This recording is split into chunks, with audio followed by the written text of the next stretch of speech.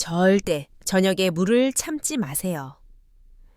참을수록 밤에 더 자주 깨어납니다. 서울대학교 병원 수면의학센터가 10년간 3만 명을 추적한 결과입니다. 한국인 10명 중 7명이 이 사실을 모르고 밤마다 고통받고 있습니다. 여러분, 혹시 밤마다 3번, 4번씩 화장실에 가느라 깨어나시나요? 심장 검사도 정상, 방광 검사도 정상, 신장도 정상인데 왜 잠을 푹 못 주무시는 걸까요? 오늘 그 진짜 이유를 밝혀드리겠습니다. 저는 가정의학과 전문의 김사연입니다. 20년간 수면 장애와 야간 빈뇨 환자를 치료해 왔습니다. 오늘 제가 알려드릴 내용은 지금까지 그 어디에서도 제대로 설명해 주지 않았던 것입니다. 많은 분들이 밤에 물 마시면 화장실 가니까 안 마신다고 생각하십니다. 하지만 이것이 바로 함정입니다.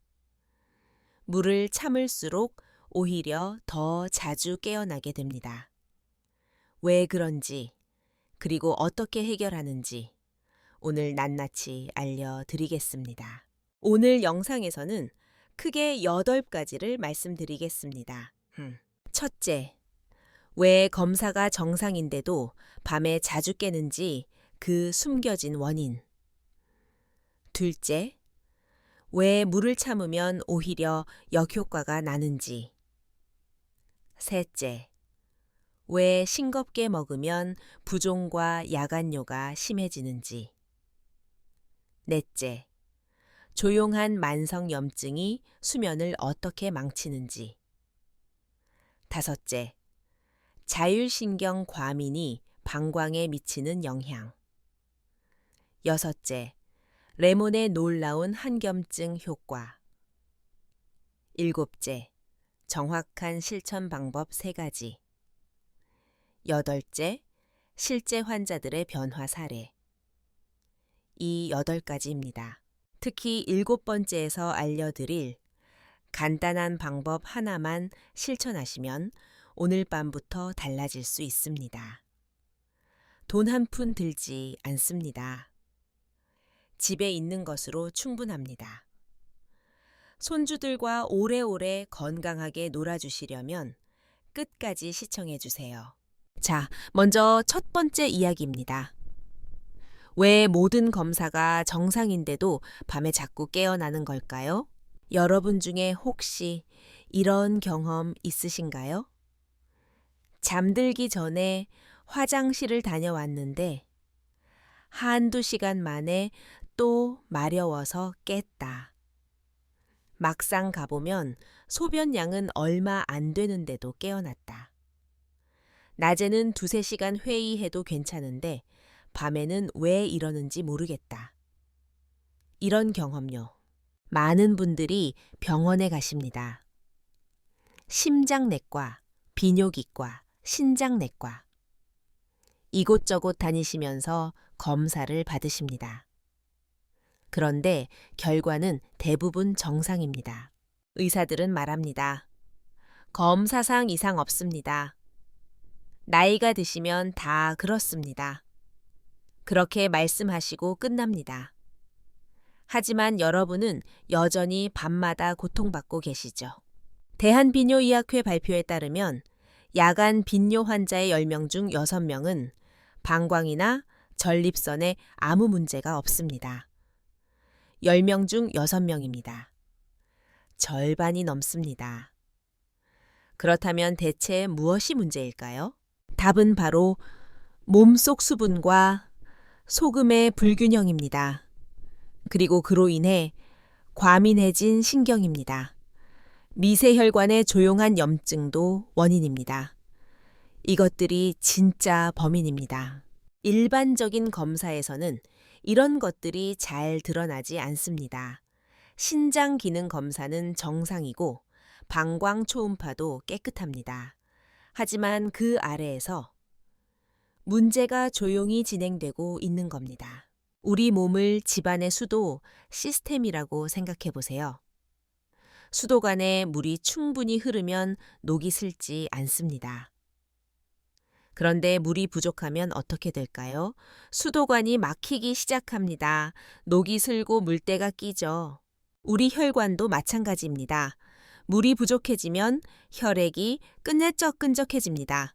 끈적해진 혈액은 작은 혈관, 특히 모세혈관을 잘 통과하지 못합니다.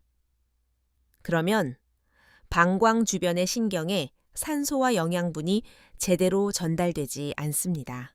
신경이 영양분을 못 받으면 어떻게 될까요? 바로 과민해집니다. 마치 고장난 화재의 경보기처럼 아주 작은 자극에도 비상 신호를 보내게 됩니다. 방광에 소변이 조금만 차도 뇌에 일어나라는 신호를 보내는 것입니다. 그래서 여러분은 소변이 별로 없는데도 자꾸 깨어나게 됩니다. 이것이 바로 야간 빈뇨의 숨겨진 메커니즘입니다. 실제 환자 사례를 말씀드리겠습니다. 50대 남성 정세훈님이 계셨습니다. 매일 밤 최소 3번은 깨어나셨습니다.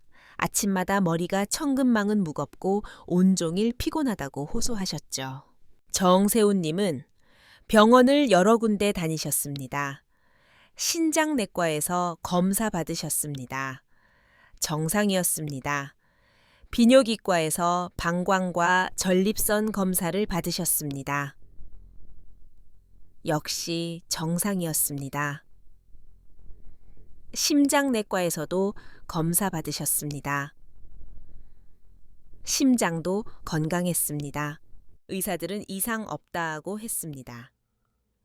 하지만 정세훈님은 매일 밤 고통받고 계셨습니다. 아들딸에게 짐이 될까봐 말도 못하고 혼자 끙끙 앓으셨습니다. 제가 자세히 생활 습관을 여쭤보았습니다. 그랬더니 놀라운 사실이 드러났습니다. 정세훈님은 밤에 화장실 갈까봐 저녁에는 물을 거의 안 드셨습니다.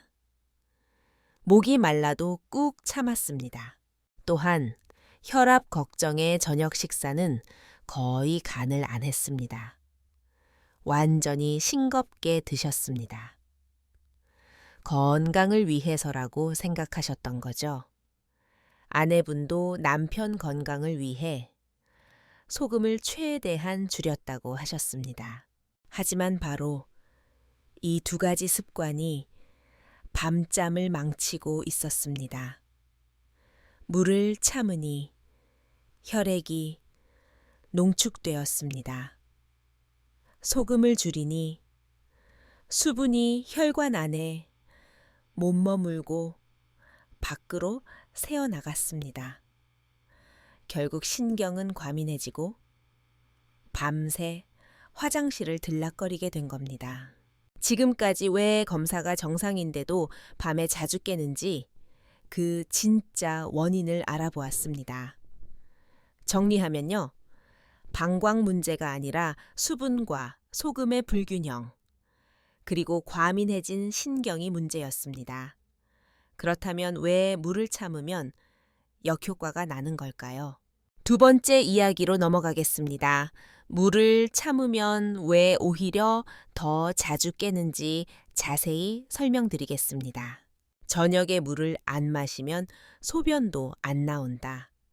이렇게 생각하시는 분들이 정말 많습니다.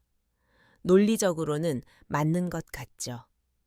들어가는 게 적은이 나오는 것도 적을 거라고요. 하지만 우리 몸은 그렇게 단순한 물통이 아닙니다. 아주 정교한 조절 시스템입니다. 질병관리청 발표에 따르면 저녁에 물을 제한한 그룹이 오히려 야간 배뇨 횟수가 1.3배 더 많았습니다. 물을 안 마셨는데 더 자주 화장실에 갔다는 겁니다. 믿기 어려우시죠? 왜 이런 역설적인 일이 벌어질까요? 우리 몸에는 아주 정교한 체액 조절 시스템이 있습니다. 이 시스템은 혈액의 농도를 항상 일정하게 유지하려고 합니다. 생존을 위해서입니다. 물을 적게 마시면 혈액이 농축됩니다. 끈적끈적해지는 거죠. 마치 꿀처럼요. 우리 몸은 이것을 매우 위험한 상황으로 인식합니다. 왜냐하면 끈적한 혈액은 심장, 뇌, 신장에 부담을 주기 때문입니다. 그래서 몸은 응급조치를 취합니다. 혈액을 희석시키기 위해 오히려 소변을 더 만들어냅니다. 몸속 수분을 배출해서라도 혈액 농도를 낮추려는 겁니다. 이것이 바로 생존 메커니즘입니다. 비유를 들어드리겠습니다. 진한 설탕물을 생각해 보세요. 설탕물이 너무 진하면 흐르지 않습니다. 걸쭉해서 막힙니다. 우리 몸은 이걸 막기 위해 물을 더 내보내서라도 농도를 맞추려고 합니다.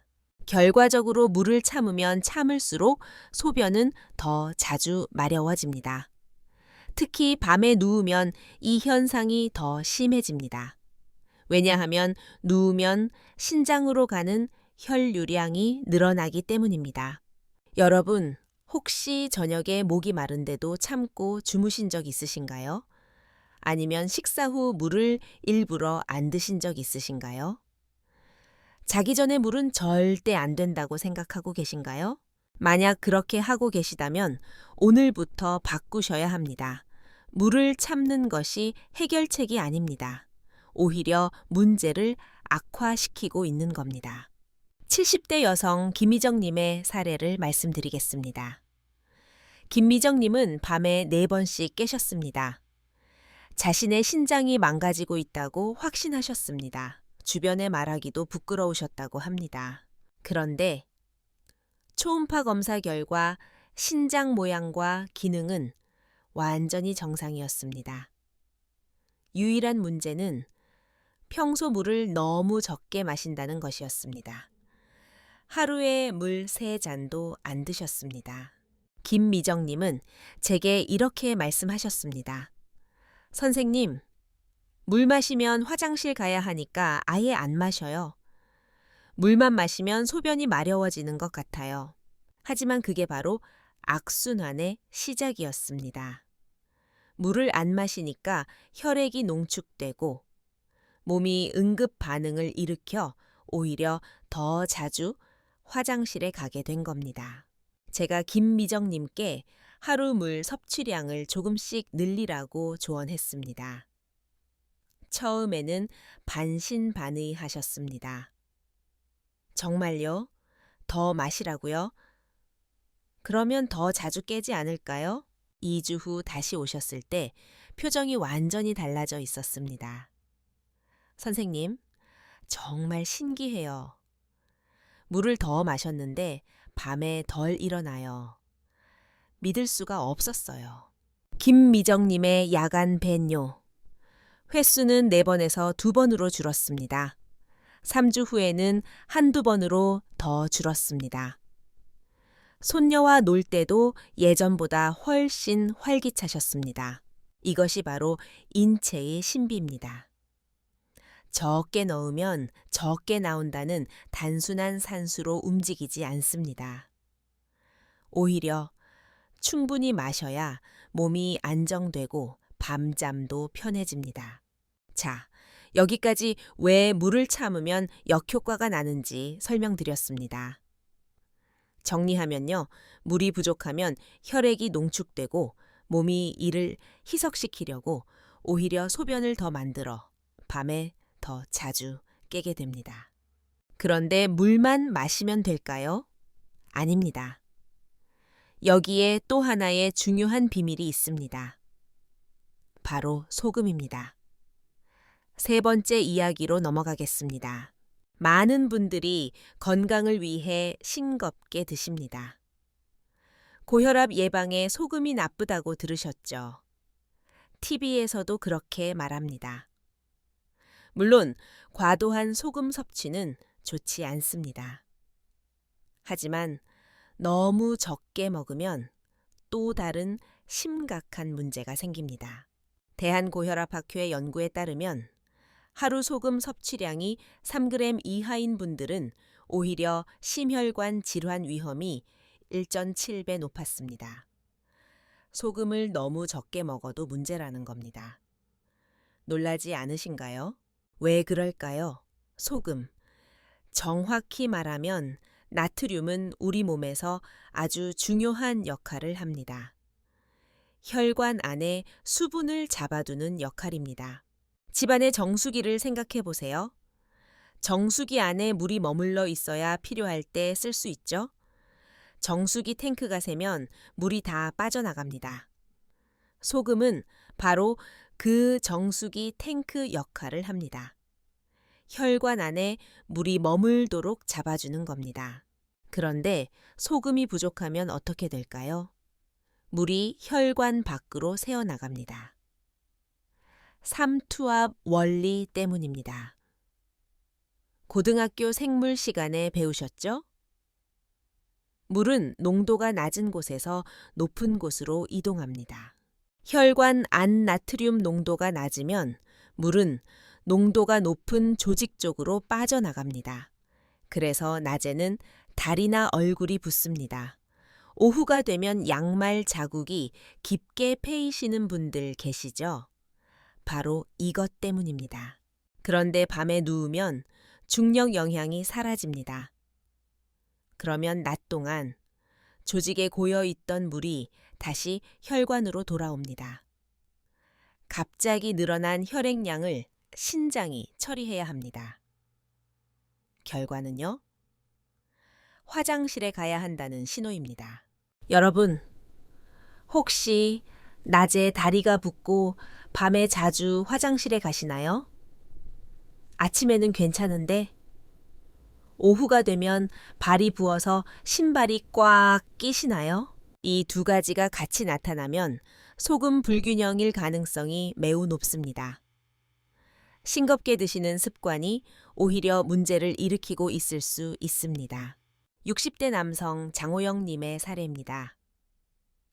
장고영님은 매일 새벽 2시에서 3시 사이에 정확히 깨어나셨습니다. 마치 알람이 맞춰진 것처럼요. 365일 하루도 빠짐없이 그 시간에 깨셨습니다. 장고영님은 건강에 매우 신경을 쓰시는 분이었습니다. 고혈압 예방을 위해 10년 넘게 무염에 가까운 식단을 유지하셨습니다. 국에 간을 안 하시고 반찬도 거의 맛이 없을 정도로 싱겁게 드셨습니다. 검사 결과를 보니 염증 수치가 살짝 높았습니다. 그리고 혈중 나트륨 농도도 정상 하한선에 가까웠습니다. 몸은 이미 미네랄이 고갈되어 있었습니다. 저는 잔고영님께 식사할 때 소금을 아주 약간만 추가하라고 조언했습니다. 물론 과하게 먹으라는 게 아닙니다. 정상 범위 안에서 적정량을 드시라는 겁니다. 하루 5g 정도면 충분합니다. 3주 후 잔고영님이 다시 오셨습니다. 표정이 완전히 달라져 있었습니다. 선생님, 새벽에 안 깨요. 10년 만에 처음으로 아침까지 푹 잤어요. 이렇게 말씀하셨습니다. 눈에 눈물이 고여 계셨습니다. 장호영님의 야간 배뇨가 완전히 사라진 겁니다. 아내분도 함께 오셔서 감사하다고 하셨습니다. 남편이 밤에 안 깨니까 본인도 편하게 주무실 수 있다고요. 지금까지 소금에 대해 알아보았습니다. 정리하면요. 소금을 너무 줄이면 수분이 혈관 밖으로 새어나가고 밤에 화장실을 더 자주 가게 됩니다. 적정량의 소금은 오히려 필요합니다. 자, 이제 네 번째 이야기입니다. 아까 잠깐 언급했던 미세혈관 염증에 대해 더 자세히 설명드리겠습니다. 많은 분들이 염증이라고 하면 무릎이 붓거나 목이 아픈 것을 생각하십니다. 아프고 붓고 열이 나는 급성 염증 말입니다. 감기에 걸리면 목이 붓고 아프죠? 그런 염증은 눈에 보이고 느낄 수 있습니다. 하지만 또 다른 종류의 염증이 있습니다. 바로 저등급 만성 염증입니다. 영어로는 로우 그레이드 인플레메이션이라고 합니다. 이 염증은 아프지도 않고 붓지도 않습니다. 열도 나지 않습니다. 조용히 몸속에 숨어 있습니다. 하지만 오랜 시간에 걸쳐 미세혈관에 악영향을 줍니다. 혈관벽을 조금씩 손상시킵니다. 마치 수도관에 녹이 천천히 새우는 것처럼요. 서울대학교 의과대학 연구팀 발표에 따르면 CRP 수치가 정상 범위 상한선에 있는 사람들은 야간 빈뇨 위험이 2.7배 높았습니다. CRP는 C반응성 단백질로 염증 지표입니다. 중요한 점은요. 정상 범위 안에 있어도 높은 쪽에 있으면 문제가 될 수 있다는 겁니다. 의사가 정상이라고 했어도 최적의 상태는 아닐 수 있습니다. 이 조용한 염증이 왜 야간 빈뇨를 일으킬까요? 미세혈관, 내피세포를 손상시키기 때문입니다. 내피세포가 손상되면 혈관이 유연성을 잃습니다. 비유를 들어드리겠습니다. 새 고무 호스를 생각해 보세요. 새 호스는 말랑말랑하고 물이 잘 흐릅니다. 그런데 오래되면 딱딱해지고 갈라지죠? 물이 제대로 안 나옵니다. 우리 혈관도 마찬가지입니다. 염증으로 손상된 혈관은 딱딱해집니다. 방광 주변 신경에 산소와 영양분이 제대로 전달되지 않습니다. 그러면 신경이 과민해집니다.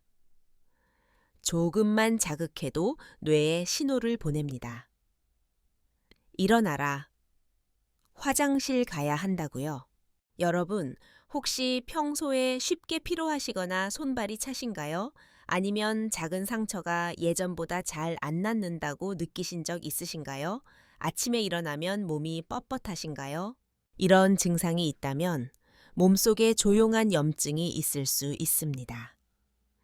그리고 이것이 밤잠을 방해하고 있을 가능성이 높습니다. 50대 여성 윤지현님의 사례입니다.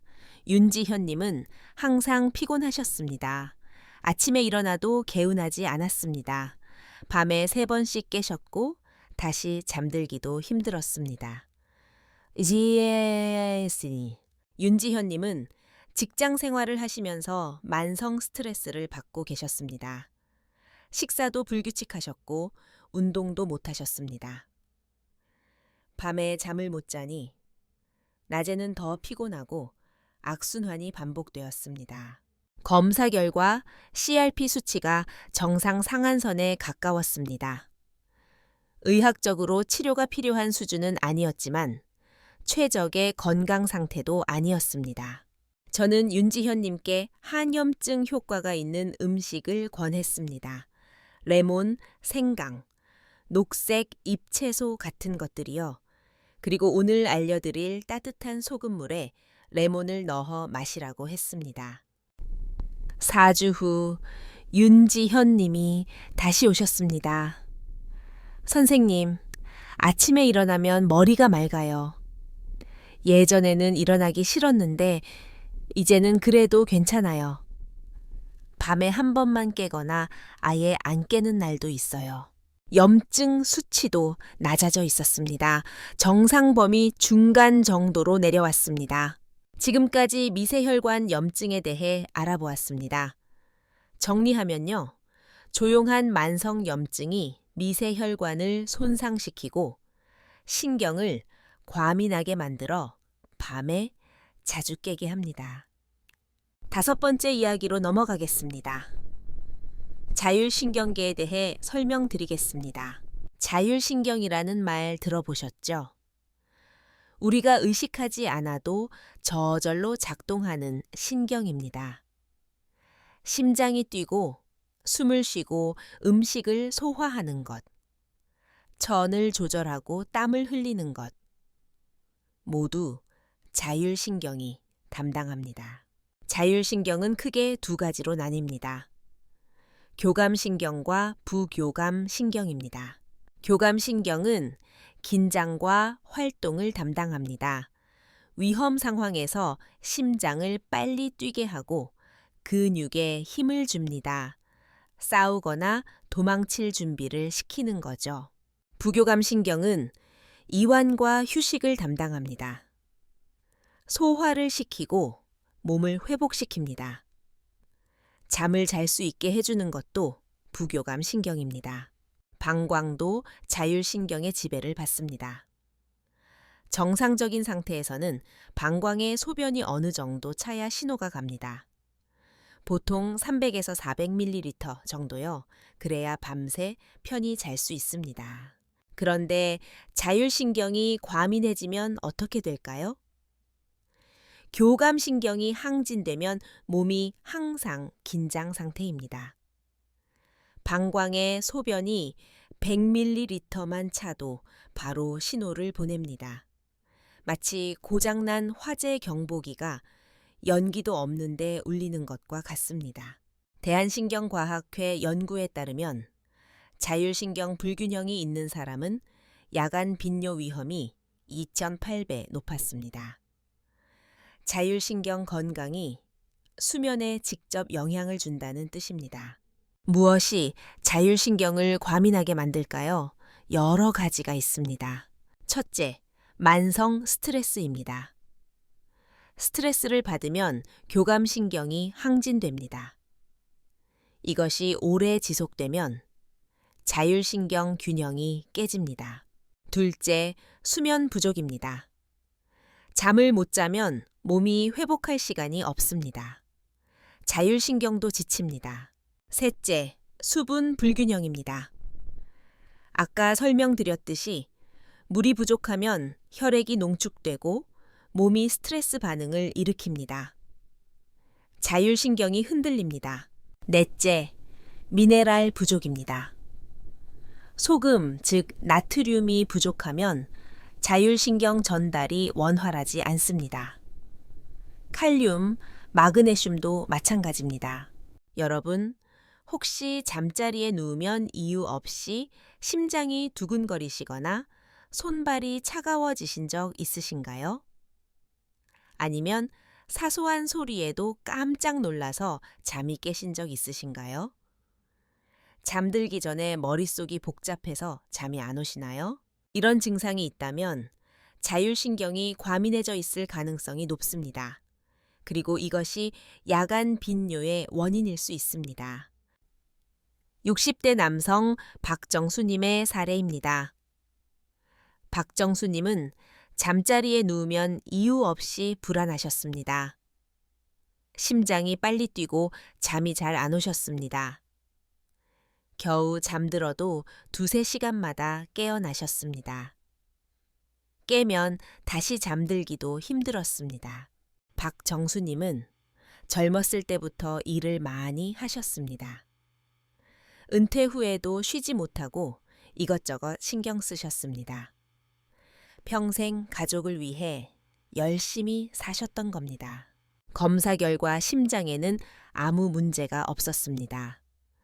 하지만 자율신경 검사를 해보니 교감신경이 항진되어 있었습니다.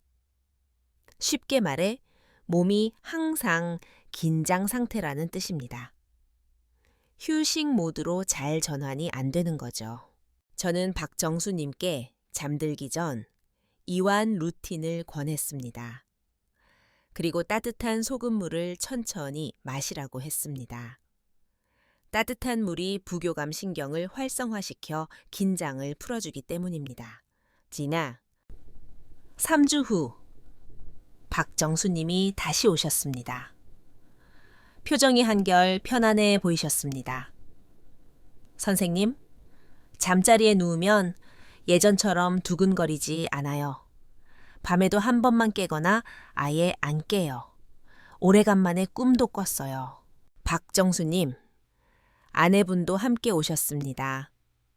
남편이 편하게 주무시니까 본인도 덩달아 잘 주무신다고 하셨습니다. 지금까지 자율신경에 대해 알아보았습니다. 정리하면요. 자율신경이 과민해지면 방광이 작은 자극에도 반응해서 밤에 자주 깨게 됩니다. 따뜻한 물이 부교감 신경을 활성화시켜 자율신경을 안정시키는 데 도움이 됩니다. 자, 이제 6번째 이야기입니다. 레몬의 놀라운 효과에 대해 알려드리겠습니다. 아까 저는 따뜻한 소금물에 레몬을 넣으라고 했습니다. 왜 레몬일까요? 단지 맛을 위해서일까요? 아닙니다. 레몬에는 아주 중요한 의학적 역할이 있습니다. 레몬에는 비타민C가 풍부합니다. 레몬 하나에 약 30mg의 비타민C가 들어있습니다. 비타민C는 강력한 항산화 물질입니다. 혈관 내피세포를 보호하고 염증을 줄여줍니다. 또한 레몬에는 구연산이 들어있습니다. 구연산은 시트르산이라고도 합니다. 구연산은 미세혈관의 염증 반응을 완화하는 데 도움을 줍니다. 아까 말씀드린 조용한 만성 염증을 줄여주는 거죠. 하버드 대학교 영양학과 연구에 따르면 레몬 섭취가 많은 그룹은 혈관 염증 지표가 23% 낮았습니다. 레몬이 혈관 건강에 실제로 도움이 된다는 뜻입니다. 레몬에는 또 칼륨이 풍부합니다. 레몬 하나에 약 80mg의 칼륨이 들어있습니다. 칼륨은 나트륨과 균형을 맞춰줍니다. 아까 소금을 약간 넣으라고 했죠? 소금을 넣으면 나트륨이 들어갑니다. 여기에 레몬의 칼륨이 더해지면 나트륨과 칼륨의 균형이 맞춰집니다. 체내 삼투압이 더 안정적으로 유지되는 겁니다. 그래서 따뜻한 물에 소금만 넣는 것보다 레몬까지 넣으면 시너지 효과가 납니다. 혈관이 이완되고 염증이 줄고 삼투압이 안정됩니다. 레몬 껍질에는 에센셜 오일도 들어 있습니다. 이 오일에서 나는 향기가 뇌를 이완시켜줍니다. 아로마 테라피 효과가 있는 거죠. 잠들기 전에 레몬 향을 맡으면 긴장이 풀리고 잠이 잘 옵니다. 여러분, 혹시 평소에 손발이 차시거나 다리에 쥐가 자주 나시나요? 밤에 종아리가 딱딱하게 굳으면서 통증이 오시나요? 이런 증상이 있다면 미세순환에 문제가 있을 수 있습니다. 마그네슘이나 칼륨이 부족할 수도 있습니다. 레몬이 들어간 따뜻한 소금물이 특히 도움이 될 수 있습니다. 60대 여성 박미아님의 사례입니다. 박미아님은 밤마다 다리에 쥐가 나셨습니다. 자다가 갑자기 종아리가 딱딱해지면서 극심한 통증이 왔습니다. 그때마다 깨어서 화장실도 가셨습니다. 하룻밤에 서너 번은 깨셨습니다. 박미아님은 손발도 늘 차가우셨습니다. 겨울에는 전기장판을 틀어도 발이 시렸습니다. 양말을 2겹 신고 주무셨습니다. 저는 박미아님께 잠들기 1시간 전에 따뜻한 소금 레몬물을 마시라고 했습니다. 레몬의 칼륨이 근육 경련을 예방하고 따뜻한 물이 순환을 도와줄 거라고 설명했습니다.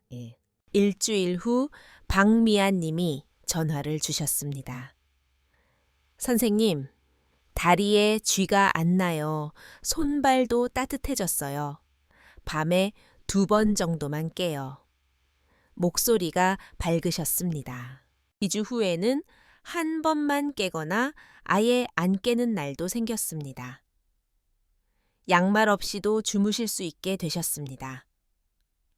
작은 습관 하나가 삶의 질을 바꾼 겁니다. 지금까지 레몬의 효과에 대해 알아보았습니다. 정리하면요. 레몬의 비타민C와 구연산이 혈관 염증을 줄이고 칼륨이 삼투압 균형을 도와 밤잠을 편하게 해줍니다. 자, 이제 7번째 이야기입니다. 가장 중요한 부분입니다. 실제로 어떻게 만들고 마시는지 자세히 알려드리겠습니다. 오늘 알려드리는 방법은 3가지만 기억하시면 됩니다. 첫째, 따뜻한 물.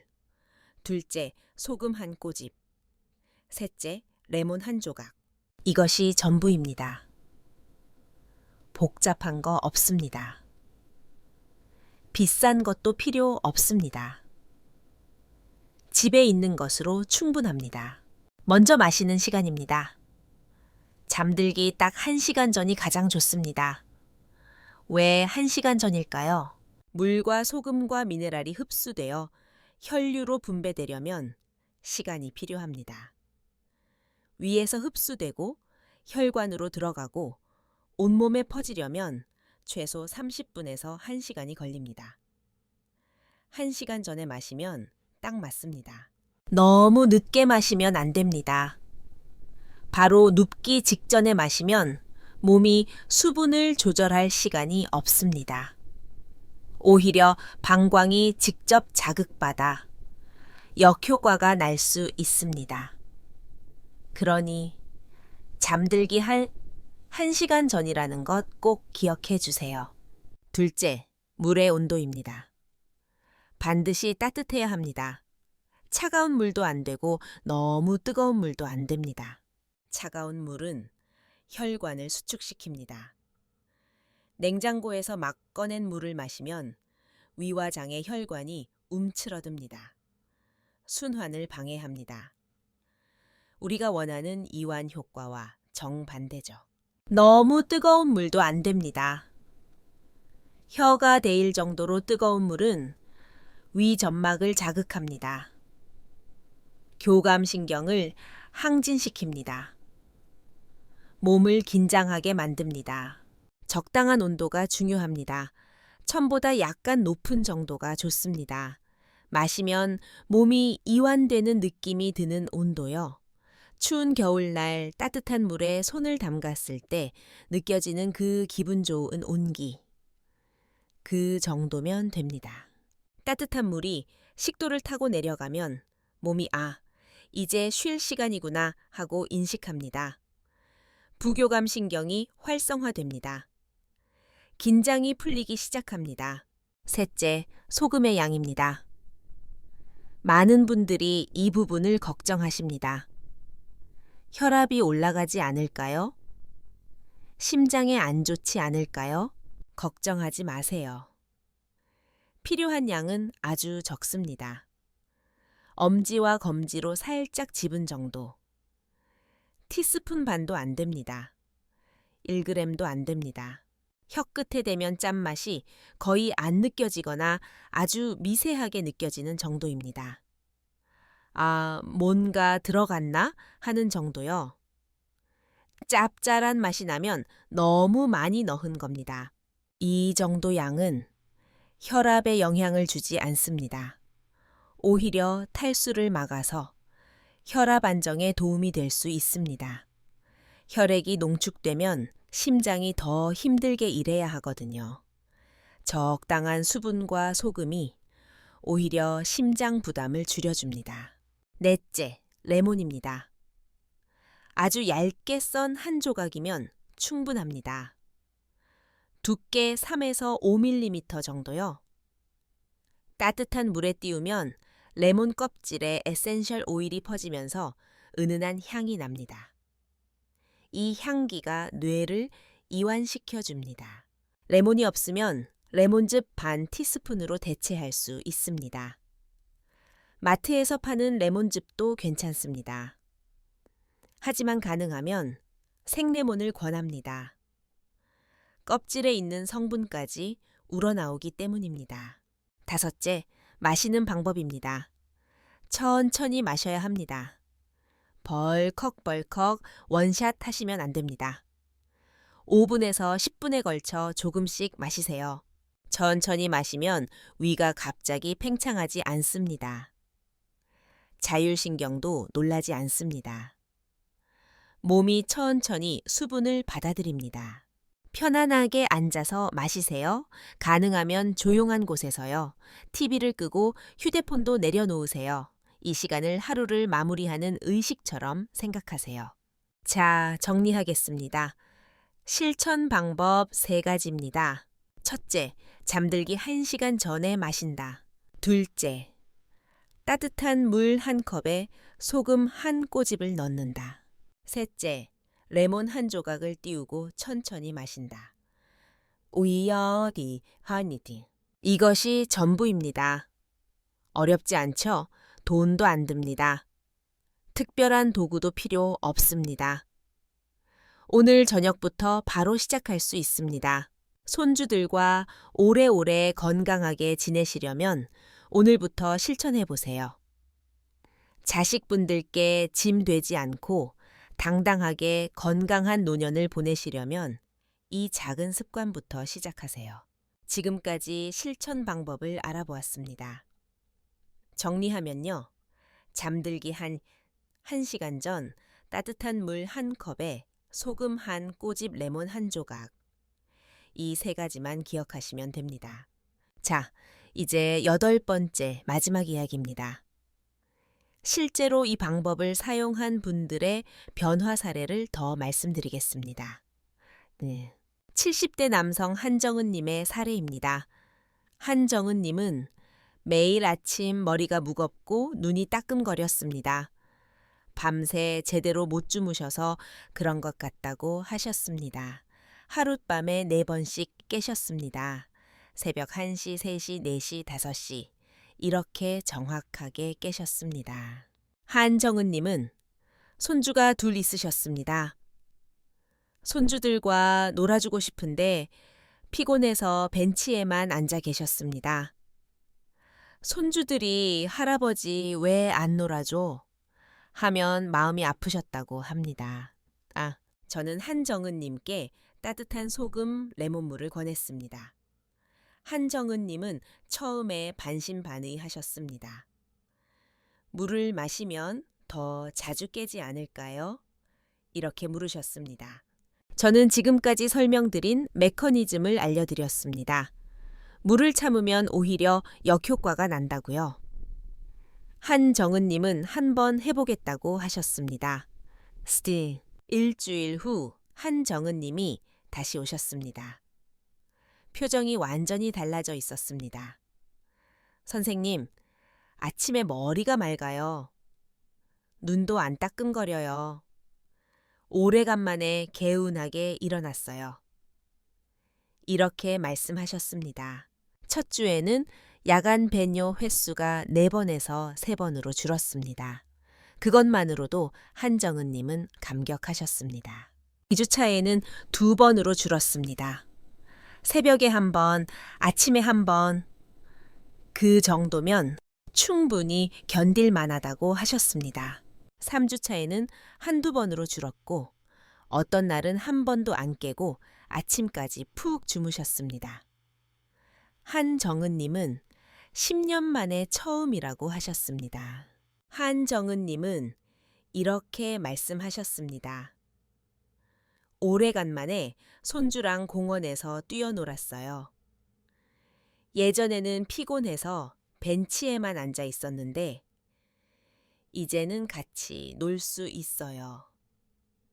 손주가 할아버지, 오늘 왜 이렇게 힘이 좋아요? 하더라고요. 한정은님, 아내분도 함께 오셨습니다. 남편이 밤에 안 깨니까 본인도 편하게 주무실 수 있다고 하셨습니다. 밤에 남편이 일어날 때마다 덩달아 깨셨거든요. 이제는 2분 다 푹 주무신다고 하셨습니다. 또 다른 사례입니다. 50대 여성 최영희님.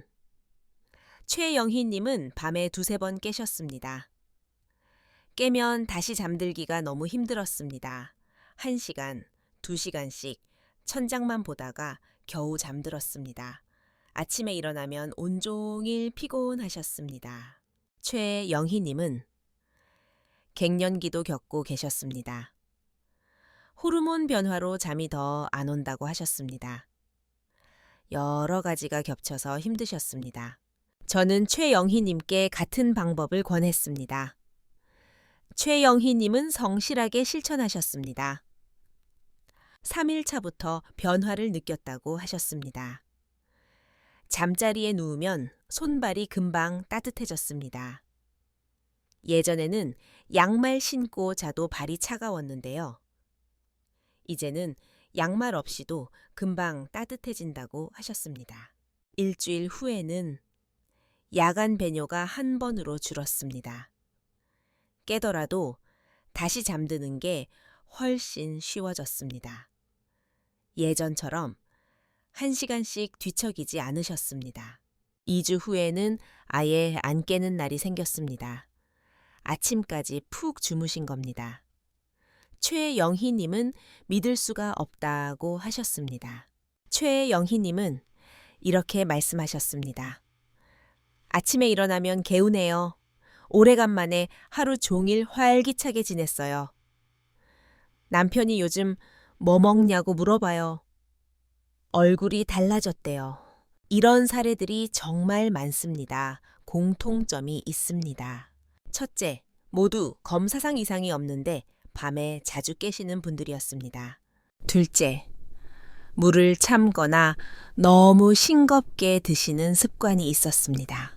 셋째, 이 간단한 방법으로 몇 주 안에 효과를 보셨습니다. 물론 모든 분께 효과가 있는 것은 아닙니다. 개인차가 있습니다. 하지만 많은 분들이 효과를 보고 계십니다. 시도해 볼 가치가 충분합니다. 주의할 점도 말씀드리겠습니다. 심각한 신장 질환이 있으시거나 투석을 하고 계신 분은 주치의와 먼저 상담하셔야 합니다. 신부전이 있으시거나 수분 제한이 필요한 분들도 의사와 상의하세요. 하지만 대부분의 평범한 분들에게는 안전하고 효과적인 방법입니다. 특히 검사상 이상이 없는데 밤에 자주 깨시는 분들에게 효과가 좋습니다. 자, 오늘 영상을 마무리하겠습니다. 핵심을 다시 한번 정리해 드리겠습니다. 첫째, 밤에 자주 깨는 것은 방광 문제가 아니라 수분과 소금의 불균형 때문일 수 있습니다. 둘째, 물을 참으면 참을수록 혈액이 농축되어 오히려 더 자주 깨게 됩니다. 셋째, 싱겁게만 먹으면 수분이 혈관 밖으로 새어나가 부종과 야간뇨가 생깁니다. 넷째, 조용한 만성염증이 미세혈관을 손상시켜 신경을 과민하게 만듭니다. 다섯째, 자율신경이 과민해지면 작은 자극에도 깨어나게 됩니다. 여섯째, 레몬은 한겸증 효과가 있고 칼륨이 삼투압 균형을 도와줍니다. 일곱째, 잠들기 1시간 전 따뜻한 물 1컵에 소금 1꼬집, 레몬 1조각. 이 3가지만 기억하세요. 여덟째, 많은 분들이 몇 주 안에 효과를 보셨습니다. 이 방법은 돈이 들지 않습니다. 집에 있는 것으로 충분합니다. 오늘 저녁부터 바로 시작할 수 있습니다. 밤에 푹 주무시고 아침에 개운하게 일어나셔서 손주들과 오래오래 건강하게 지내시길 바랍니다. 자식분들께 짐 되지 않고 당당하게 건강한 모습으로 함께 하시길 바랍니다. 우리 모두 함께 건강해집시다. 우리가 젊었을 때는 자식 키우느라 건강 못 챙겼습니다. 이제 우리 건강 챙길 때입니다. 아직 늦지 않았습니다. 오늘부터 시작하면 됩니다. 오늘 영상이 도움이 되셨다면 좋아요와 구독 부탁드립니다. 더 많은 분들께 이 정보가 전달되면 좋겠습니다. 가족분들께도 공유해 주세요. 댓글에 여러분의 경험이나 궁금한 점도 남겨주세요. 이 방법을 실천해 보시고 어떻게 달라지셨는지도 알려주세요. 다른 분들께 큰 힘이 됩니다. 다음 영상에서는 아침에 일어나자마자 하면 절대 안 되는 습관 5가지에 대해 알려드리겠습니다. 많은 분들이 모르고 계신 중요한 정보입니다. 구독과 알림 설정해 두시면 놓치지 않으실 수 있습니다. 여러분의 건강한 밤과 상쾌한 아침을 저 김사연이 언제나 응원합니다. 감사합니다.